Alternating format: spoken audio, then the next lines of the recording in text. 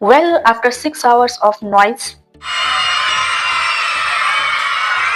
children complaints, including my teaching work, and about 4 hours traveling, today I am free from my job and come back to my home. Hello everyone, welcome back to my another useful blog. आज के हम इस blog में बात करेंगे toxic relations की। हमारी family का जो निगेटिव इन्वायरमेंट होता है वो क्यों होता है, ऐसी कौन सी आदतें हैं जो हमारी फैमिली के इन्वायरमेंट को निगेटिव कर देती हैं और हम आपस में ही झगड़ा करने लगते हैं। आज हम बात करेंगे ऐसी चीजों के बारे में जो हर घर में होती हैं, बस इंटेंसिटी का थोड़ा सा डिफरेंस होता है और उसके हिसाब से ही छोटा मोटा आर्ग्यूमेंट या बड़ा आर्ग्यूमेंट या फिर फाइट्स भी हो जाया करती है। ये बहुत बेसिक सी चीज है, बहुत ही सिंपल चीज है। इनके बारे में हम उतना डीपली कभी नहीं सोचते और हम उनके आदी हो जाते हैं। ऐसे ही लड़ झगड़ कर जिंदगी बीत जाती है। जहाँ एक्शन लेना होता है वहाँ हम एक्शन नहीं ले पाते और जहाँ चुप रहने की जरूरत होती है वहाँ हम चुप नहीं रह पाते और ये सिलसिला यूं ही चलता रहता है। क्योंकि किसी भी घर में सब कुछ पॉजिटिव हो या हर चीज निगेटिव हो, ऐसा नहीं होता। दोनों चीजों का परसेंटेज ऊपर नीचे हो सकता है और खुश रहने के लिए इनके साथ बैलेंस करना सीखना पड़ता है। कई लोग कहते हैं मुझसे कि आपको अच्छी फैमिली मिल गई है, इन लॉज अच्छे मिल गए हैं, फैमिली में सब सपोर्टिव हैं, अच्छी खासी जॉब भी है, आपको क्या प्रॉब्लम है? इसीलिए आप ऐसी बातें करते हो और इस तरह की वीडियो बनाते हो। तो देखिए, मैं परफेक्ट नहीं हूँ और शायद मैं कभी परफेक्ट बन भी नहीं पाऊंगी और ना ही कोई होता है। और रही बात मेरी फैमिली की और रिलेशंस की, तो मैं और मेरी फैमिली के सभी मेंबर्स एक दूसरे के आइडियाज को अंडरस्टैंड करते हैं और बैलेंस बनाने की पूरी कोशिश करते हैं।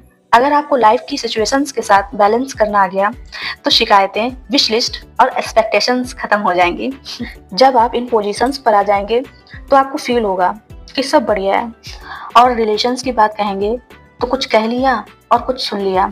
जहाँ हेल्दी बाउंड्री बनानी है वहाँ हेल्दी बाउंड्री डिसाइड कर ली और जो लोग आपकी लाइफ में होना डिजर्व नहीं करते उनसे अपनी बात बोलते हुए एक्शन ले लिया। चलिए फिलहाल बात करते हैं कि कौन सी ऐसी चीजें हैं जो लड़ाई का कारण बनती हैं। तो सबसे पहली चीज तो है कंपैरिजन।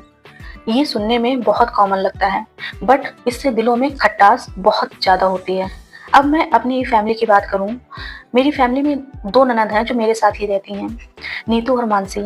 अगर मैं इन दोनों की बात करूं तो इनकी अंडरस्टैंडिंग आपस में इसलिए अच्छी है क्योंकि उनमें हमारी इन्वॉल्वमेंट बहुत कम होती है। मैं इन दोनों बच्चों को बहुत अच्छे से जानती हूँ और वो एक दूसरे से बहुत ज्यादा डिफरेंट हैं। इन दोनों की पर्सनालिटी एक दूसरे से 1% भी मैच नहीं करती है। मैंने कभी कोशिश नहीं की उनको एक दूसरे जैसा बनने की और ना ही कभी करूंगी।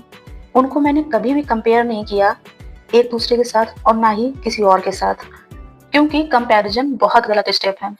कभी भी कुछ भी सही करने के लिए अगर आप 2 लोगों को आपस में कंपेयर करोगे तो वो 2 लोग कभी भी एक दूसरे को देखना पसंद नहीं करेंगे और एक दूसरे से हमेशा जेलस फील करेंगे।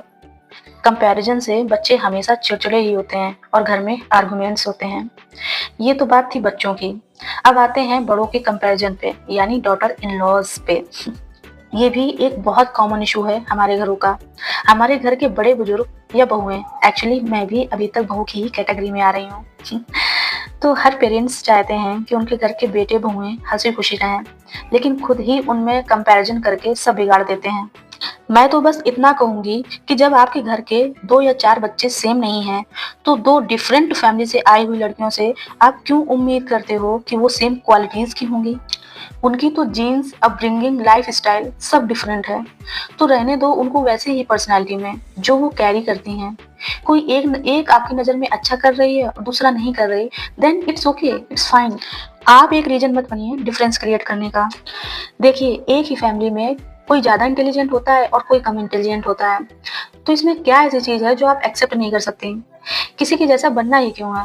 जब जब भी कोई इस तरह की बात होती है तो मैं बस इतना बोलती हूँ कि आप अपना बेस्ट दीजिए। आपको अपना बेस्ट वर्जन बनना है, ये डिसाइड करो। आप किसमें बढ़िया कर रहे हो और कितना बढ़िया कर सकते हो। और कोई क्या कर रहा है, कैसा कर रहा है, उससे जेलस करने की जरूरत नहीं है और खुद को उसके साथ कंपेयर करने की जरूरत भी नहीं है। सेकेंड चीज जो कारण बनती है झगड़े का, वो है ओवर एक्सपेक्ट करना। आप किसी के लिए कुछ करते हो, मतलब आपको अच्छा लगता है, बट फैमिली में शायद आपका किसी के लिए कुछ करना किसी दूसरे व्यक्ति को अच्छा नहीं लग रहा है। मुझे लगता है दो अपोजिट सोच के लोगों का पूरी उम्र साथ बिताना अपने आप में एक चैलेंज होता है, और इस चैलेंज को हम और भी डिफिकल्ट बना देते हैं जब हम अपने एक्सपेक्टेशंस मोड को हमेशा ऑफ रखते हैं। हमें कोई सरप्राइज दे, हमारे लिए स्पेशल करे, हमें अच्छा लगता है, लेकिन तब तक जब तक टेम्परेरी खुशी देने वाली चीज़ों से हमारा इंटरेस्ट खत्म नहीं हो जाता। तो खुद को ब्यूटीफुल, चार्मिंग, क्यूट ये सब मत बनाओ। बनाना है तो स्ट्रांग बनाओ।